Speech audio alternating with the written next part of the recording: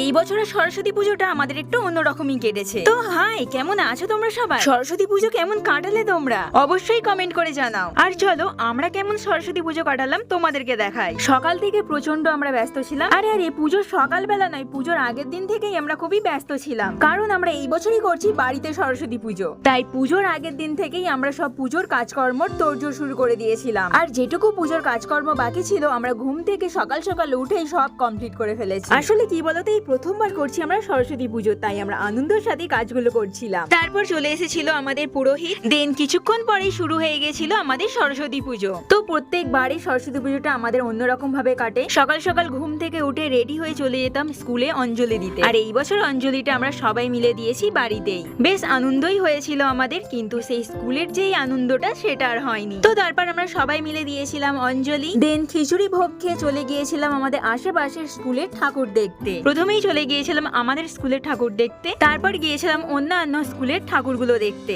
তো আমাদের সরস্বতী পুজো এইরকম ভাবেই কেটেছে। আর তোমাদের কেমন ভাবে কাটলো আমাকে কমেন্ট করে জানিও।